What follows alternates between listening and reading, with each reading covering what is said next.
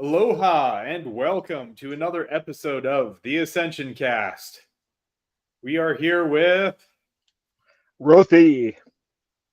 so we have so many things we can talk about all the time. So it's always like which topic is most relevant, which topic is going to help the most people. So we're talking about this circle of people that you surround yourself by. And you have a very specific way you describe it. You want to go in and talk about that? Sure. I have what I call the circle of influence. In the practices of manifesting your life, your circle of influence is a very important aspect, and specifically the circle of friends. What that is very specifically the 7 people, arbitrary number, that's just what I was guided to, that are the people that you interact with most. Think about who they are. You realize that the universe is a reflection of the self, and these 7 people are reflections of aspects of yourself as well. So think about if you were to take the 7 people that you talk to most and put them in a room. What would that conversation be like? What would that room look like? What would those people be talking about? What would each one lend to the conversation? Yeah, absolutely. And even as a healer or a practitioner, we attract clients that need healing. Sometimes the things that we need to heal on the inside. Absolutely. The broken healer syndrome is a very real thing. There are so many people I see in the spiritual community that have not done the work and are offering the work to others and hoping that as a result of the cause and effect symbology or whatever that they will heal themselves in the process. But the fact of the matter is, if you have neglected to do the work and neglected to address the issues will not be resolved no matter how many other people you try to help. Yeah. Yeah. So and oftentimes it's used as a distraction. Sometimes people are Oh, distracting absolutely. themselves by healing others so they don't have to heal themselves. And sometimes people get into the healing. Well, oftentimes people get into the healing or psychology realms to explore their own consciousness. So I know I got into it because I got injured. And then I was working to put myself back together and started figuring out some pretty cool things. And then I realized, wow, everything I've learned, I can help others with. The other important aspect to be mindful of is be wary of the spiritual ego. It creeps its head up very prominently in the spiritual community. There are a lot of people out there in the spiritual, the esoteric, and occult community, plus religions even, that are there because they want to do that virtue signaling and want to tell everybody about how great they are and how much they're helping everyone else. And it's not always as genuine as it seems. Yeah, and delusion as well. So Oh, sometimes, absolutely. people pop up their head like a meerkat out of the hole, and they're like, "Hey, I saw outside of this reality. I'm a god." Like so. Um, it's an amazing experience when you can finally break through the veil and cross over to the other side and come back, and you see everything for what it is. And sometimes, well, I mean, we talked about this last time. The more you know, the more you don't know. So, Yeah. when you're first getting started, you think you know everything. You took one course, you read one book, and you're like, I know, I'm an expert in everything. But then when you come up to the next level, you start going, oh, there's a lot. There's a lot until you step up into this role where you're like, I don't know anything. I've studied for years and I don't know anything. It's an infinite universe. The percentage of things I know in this infinite universe versus I don't know are, when you think about it, an infinite amount of information, and we know about like that much. So it Exactly. And growth it's and maturity. continually growing and evolving. Even Yeah. if we do know, quote unquote, everything, there's still more ideas and more theories and more knowledge that's being brought forth on a infinitely creational basis. Yeah. It was an interesting exercise we did when you took me through the circle of influence. And, we're looking at everyone around me and how they reflected aspects of myself, whether I was acting on those aspects, whether they're repressed aspects, whether they're things that I used to do and they're still like in my circle. And I'm like, oh, okay. Those are things I need to look at. I even worked with the remote viewer down in Sedona, and she was telling me all kinds of information. And it reflected subconscious aspects of me that I wasn't even aware of. So Yeah. No it matter didn't how even, much work you've done, there's still more work to do. yeah, it was like a square peg in a round hole on the conscious level, but it actually was there on the unconscious level or the subconscious level. I see we have a viewer. So if you want to throw up any comments, questions, we'd be happy to answer them for you. Absolutely. It's a open format. We have a topic of discussion, but that is not in any way, shape, or form a limit to what we are open to discussing. Yeah. So what else have you done with that circle of influence? You've taken people through the exercise of identifying it and showing what they reflect. Have you gone deeper with that? I have. I've done like virtual meetings and even proposed that people use like social media platforms and things like that to actually put it into a meetings format and actually let all the people who are in your circle of influence bounce ideas off each other to see exactly what the energy and the intention and the exploration leads to. Yeah, that's a big important thing is that connection. And but like we talk a lot, and then we started adding other people in and other healers in, and the conversation got really interesting. You start getting more opinions, more voices, more feedback, more ideas, more perspectives, and it can get pretty interesting when you have harmonious aspects. I know there's people that have a different focus than you, and it's like square peg in a round hole again. Well, and again, that different focus may be brought forth for a reason. Those people Yeah. may be in your life because of something that you need to work on or something that they need to work on. Yeah. So not always when people show up, it's a reflection of you. Sometimes they're put in your path to help them.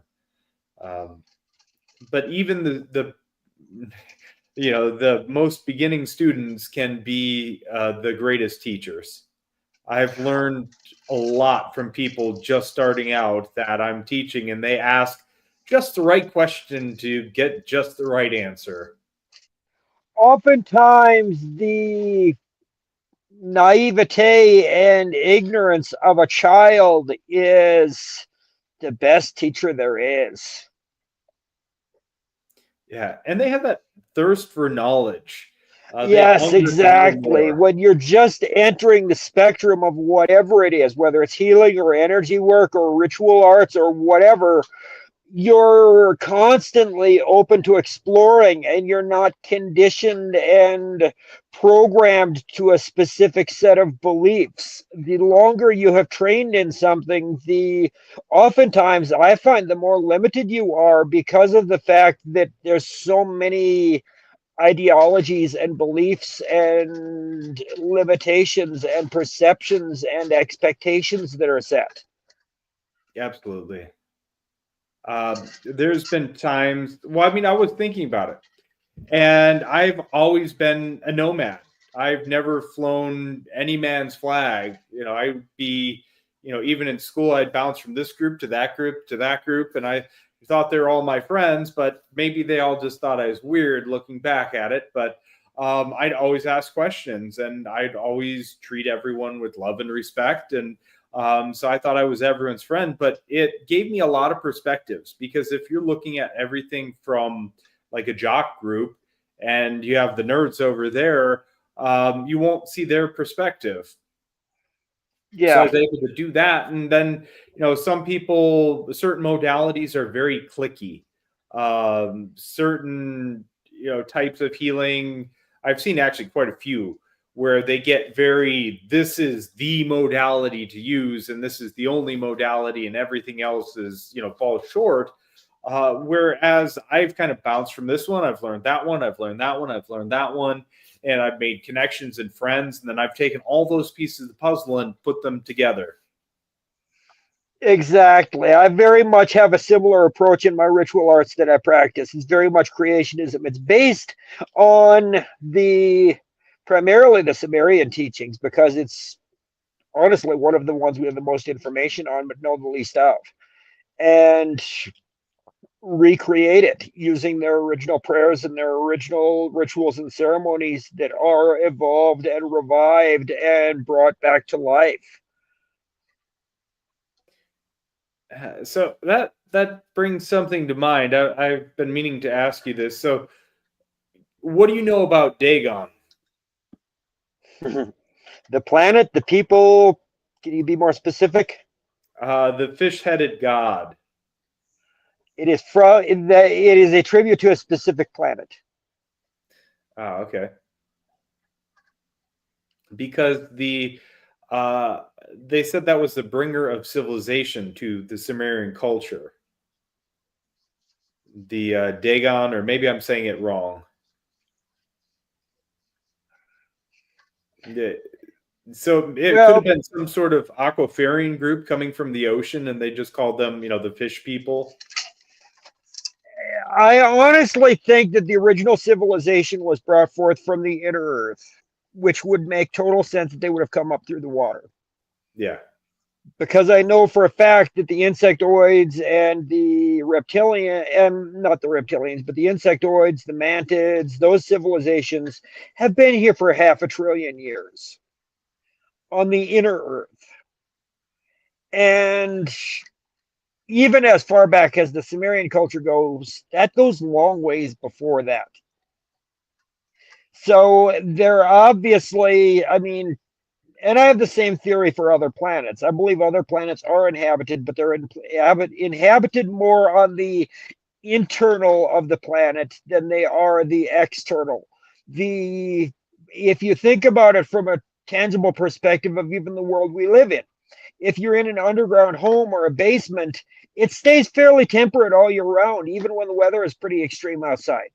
And it would make sense that a civilization that was evolved and advanced enough to have come here thousands and thousands of years ago would have been intelligent enough to realize that. Yeah. I We were talking about the housing project in Kauai, and I wanted to build houses into the mountains. Mm-hmm. That makes them weatherproof. During the summer of the heat, it keeps them cool. During the winter, it keeps them warm. And you did exactly that as well with your property. You built an earthen home. So during the summer, it doesn't get too hot, and the heat stays in at least partially during the winter. When it's completed and fully insulated, it actually will be probably around 40 or 45 degrees for the overnight lows, even in the winter. And the summers don't get above 70 or 75 degrees in there, even when it's 95 or 100 degrees outside. Nice. That's just such a cool, whimsical house you've built. I've Uh, always lived by my own rules. yeah, it looks like something you'd see from a couple hundred years ago. It looks like something a wizard would live in. How fitting. Yeah. In Hawaii, there's I can't remember her name, but very close to Cinderland, there was an old French lady, and she built this little. It looked like somewhere a fairy would live. It was Mhm. very whimsical, but in a, a slight different tweak than yours. Yours is, very wizardly. Hers looked like fairies. There was surrounded Yeah. by plants, and it was just very living looking because the plants are living. The inside outside lines were very blurred. It was a very cool experience. There's a art studio in Chicago that's installation piece, and he has made his entire studio into basically a living gallery. There are plants and things that are growing all over the place. He's constantly changing things so that it basically almost is like it has a life of its own. And I always love to go there during the art opening nights because you'd never know what to expect. And it was hidden out of the way so that if you didn't know it was there, you would never even know that there was a studio there. And he'd been there for 15, 20 years, just gradually evolving the place, doing plants and things like that in there, and just constantly bringing it to life. That's really cool. There's something about being around plants, the fresh air from them, the filtered air from them, the energy they put off. I love being outdoors in nature, but if you can't bring nature inside. Well, plus air purifiers and whatever else. I mean, they serve tangible aspects as well. It's not just aesthetic. Yeah. Oh yeah. I mean, we'd all be dead if there weren't plants here. Yeah. Did you research any more of the plants, what you have around you? I haven't too much, no. I know my skill sets, and I know that botany and things like that is not in my skill set. Fair enough. Yeah. I know the last time we came out, I thought it was ephedra and we made tea, and that was pretty harsh. It was definitely not ephedra. I'm not sure what it was, but it was absolutely not ephedra. Yeah, no, because when I was out in Sedona, I found a lot of ephedra growing. So when I'd be climbing up in the mountains, I would chew on some ephedra, and I would give me energy to keep going. But yeah, that was not ephedra.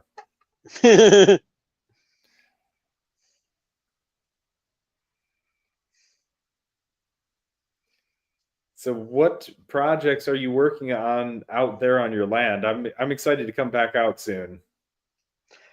I have a couple of people that are here off and on, so I actually have some people that have been able to help with labor and resources and things like that in between their excursions to normal life. But it definitely helps to have one or two other people that are at least somewhat regularly here and contributing to building things and whatever else.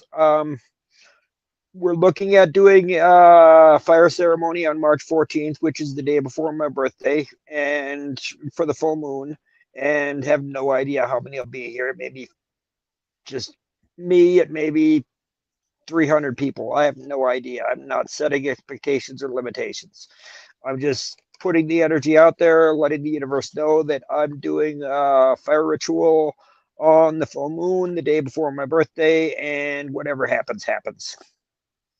Well, if you're by Alamosa around then, get a hold of us and we'll get you in on it. That land is so peaceful, so amazing, so magical that you're on. It truly is. It's an interesting duality in that it's right on the highway, so it's very accessible, but you don't even hardly notice the highway noise. It just becomes white noise in the background, and it just has this ethereal feel almost to the land, like that it's been here forever, but never really been here.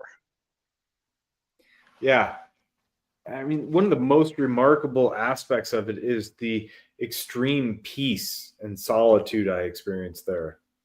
Definitely. And it's not just because of isolation. It's just the vibration and the frequency of it is transitory. Yeah. I was driving through New Mexico, which is not too dissimilar from what your land is like. And it just felt like one of the most lonely places I've been. Whereas your land, you're in the middle of nowhere. There's nothing around you. And you can sit down and you just feel this peace, feel this just calm. It's pretty amazing. Oh, Johnny got on. So yeah, Johnny from Australia. She said hello. And then not sure why it's diverting elsewhere. I'll inbox you my screen recording. Interesting. Not sure what that's about. But I wish I would have seen your comments. If you're there, say hello again or let us know you're there. Yeah, she is the one with Paracrypt down in Oz. So the Paranormal Encrypted Investigation Unit. Ah. Yeah, those are some fun adventures we went on. So she's talking about coming to the States sometime. So I don't know when she's going to make it up. In the infinite present. Yeah. Are you there? Let me see if she I heard my phone vibrating. Let me Might be a tech glitch hit you on her end or your end, either one.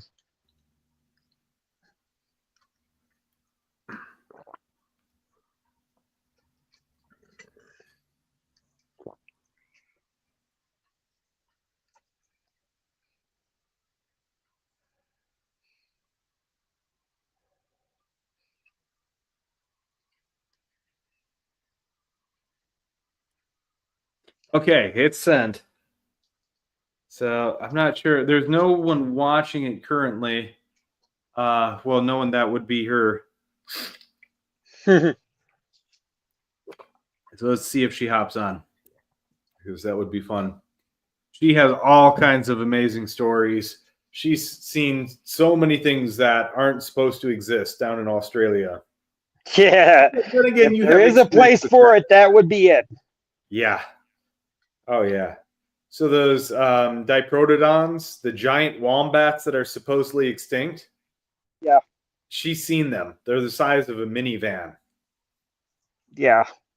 It's pretty cool. So I don't know why they cover all of that up. It just doesn't. Well, if you have an ultra rare quasi extinct animal, you can't strip mine. You can't tear it down for a housing development. So they want to not only not let people know they're there, but keep them extinct. They actually do active campaigns to kill off the thylacines and thylacoleos by putting poison bait out for them. But it's killing the native species. They claim it's for the foxes, but it's killing the quolls, it's killing the thylacines, which are still there. It's killing the thylacoleos or the marsupial lions. So it's, yeah, they're not extinct, but they're trying to keep them extinct.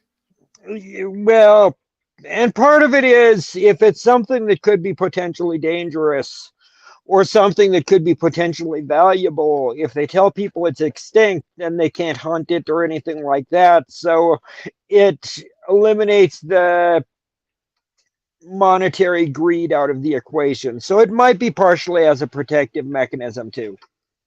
If they weren't dumping poison out there for them. I'm just playing devil's advocate. Yeah.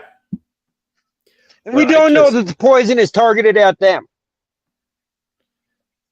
It's poisoned meat that they would go for. Yeah, but there's a lot of carnivores in the Australian outback.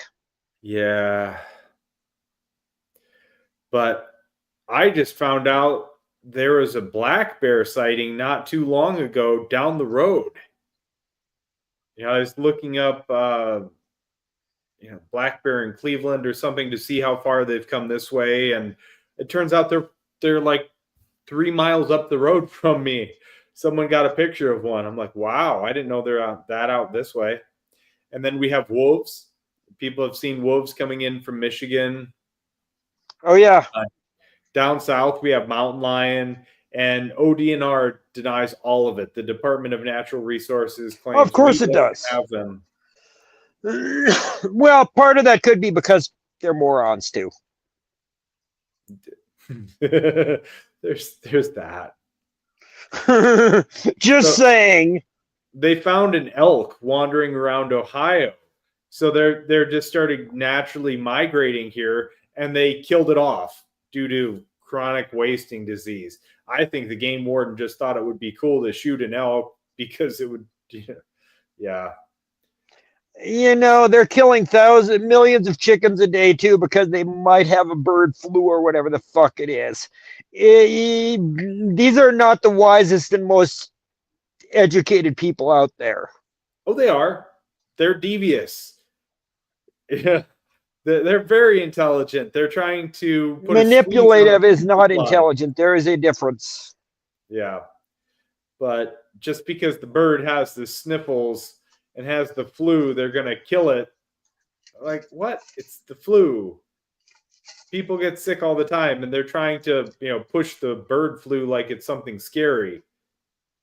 But it's just the flu. I honestly think it's more than anything. I genuinely think it's just to create an artificial shortage of eggs and natural resources in our food supply so that they can gradually just test market things for a Great Depression type poverty situation. Yeah. Yeah, they've been trying to create hyperinflation so we can't afford food. And then they're going to come in with these amazing cheap alternatives. Here, eat mealworms, eat crickets. Yeah. And then the bird flu, that's another great chance for them to push a DNA CRISPR. They're like, oh, we have an mRNA bird flu vaccine. Yeah, they're just trying to kill people off, inject them with nanotechnology, graphene oxide, and adjust their DNA how they see fit. Yeah.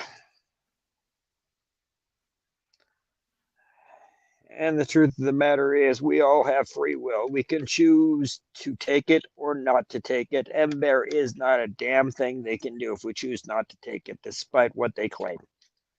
Yeah. Oh, yeah. You refused. I refused. So many people refused. It's just the prison of your mind. It's like there's prison bars around you, but if you turn around, there's no back wall. So it was an illusion. The whole first scamdemic was an absolute illusion. Yeah. Just like this food shortage. Just think, 2 or 3 generations ago, we were self-sufficient. People grew their own food, processed their own food, made their own clothes, made everything. And now that's not a thing. People can't do that. People can't survive. People can barely have the skills to go camping for a weekend. Yeah. Yeah, it's hell, most people can't even find directions if their GPS breaks. Yeah. Yeah, it's kind of wild. Or remember a phone number. Yeah, that's kind of a thing. You used to dial it repeatedly. Now you put it in once and don't even think about it. So I can kind of see, the lack of repetition. Yeah, we're not using our brain skills anymore for anything. It's all being replaced by artificial intelligence and computers and synthetic technology. And we're seeing the effects of it. Sure, people are using their brains. They're absorbing and getting programmed by Tic Tac and other short form videos.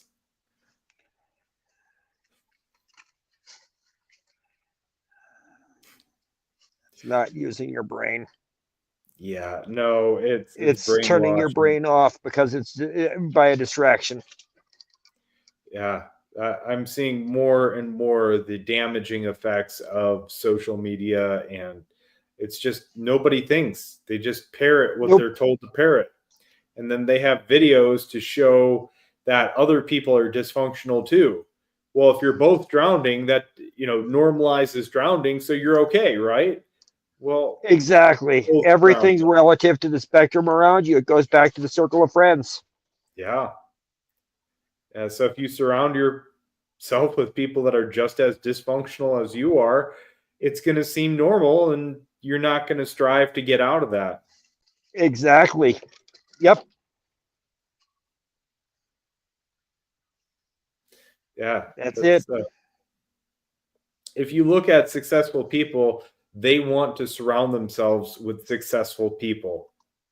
The Yeah. more people you have, the more connections you have, the more you know, the more they know, the more you can do, the more you can accomplish. You don't have to know how to do everything. You don't have to know everything. You don't have to know how to do anything. You just have to know how to put the pieces in place so someone else can do it.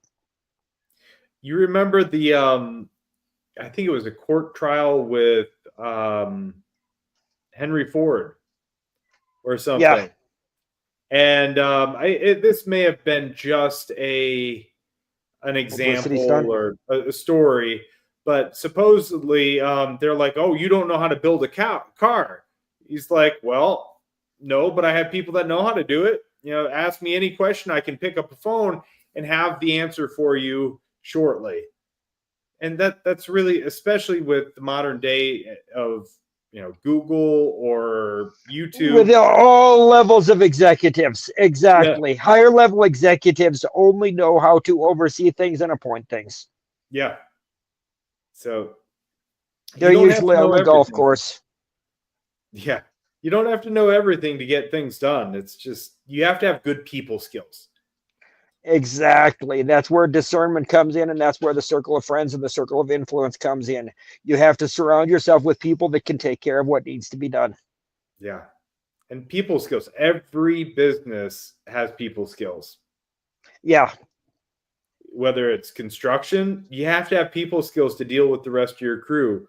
Being a CEO, you have to have people skills to know how to lead, how to, vet the people in your company. Yep. Just every salesman, especially, everybody has to have people skills. That's Yeah. If you have that, you're set for life. Exactly. It is the one universal trait that all successful people are required to have.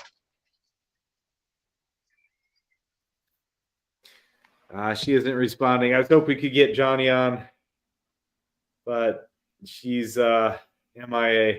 Not sure what happened. Yeah. What is it, like 3 in the morning or some crazy thing like that now? There. I think they're 14 hours ahead of us. I can check that really quick. It is 10 a.m. and 76 degrees in Mulaney.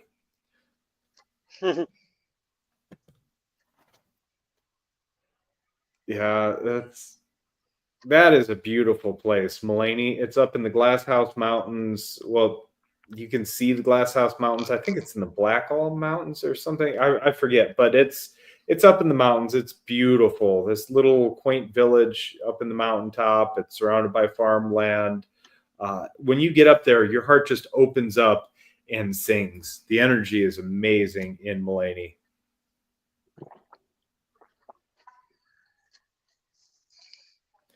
And right down the street is Condalilla Falls, this amazing Australian I've rainforest. actually, long time ago in a past life, when I was actually focused on the artwork and stuff and doing painting and stuff, I actually came across a picture of that and actually did a painting of that. Oh, wow. Yeah. And seeing pictures versus being there, it's like going to the Redwoods. Yeah. When you go to the You Redwoods. can't comprehend the scale of the redwoods and things like that until you're there. Yeah, it's like, oh, yeah, it's a big tree. Then you get there, then you're like, there are no words. It's hard to believe. And you get into the rainforest there, and the trees are massive, and the roots, these prop roots, are huge. You can get in them, and it's like they come up and they form almost like little cubby holes, and Yeah. It's such a cool place. Out of everywhere I've traveled, Australia is definitely one of the coolest places.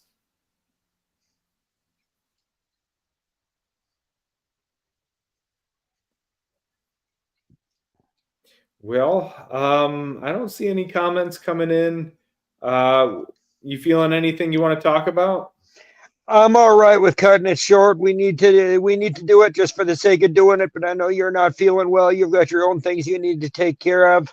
I've got windstorms and nasty weather starting to come through here, so I'm all right with cutting it short for today. Okay, yeah, we can do that. Yeah, the weather, it's rainy and cold, and every bump, bruise, and broken bone I got in the Marine Corps is hurting. So, Yeah. yeah, it's been one of those days. So, yeah, we can call it a night. So, thank you everyone for tuning in. I'm glad we're doing this, and we're doing it for you. Oh wait, oh no, never mind. I thought we got a comment from Johnny, but Nope. That's the old one. yeah. So okay, we will call it a night. Thank you, everyone, for tuning in, and we're going to be doing this regularly. So sometimes, just to make sure we keep this going, I'll play some episodes that I haven't played in a long time. But we're going to have a lot of new content coming up, a lot of new guests coming on. I'm going to try and keep it interesting, mix it up. Hawaiian Kahunas, Maori Chiefs, a lot of cool people, and so a lot of information coming in. I'm excited about it. Thank you, everyone, for watching. Take care, all. Aloha. Love and light to you all.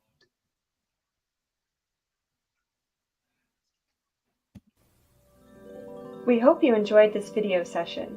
Please support the Infinite Love Movement by liking, sharing, and subscribing to our channel. Visit theinfinitelovemovement.org to sign up for healing sessions, classes, and events with Brian.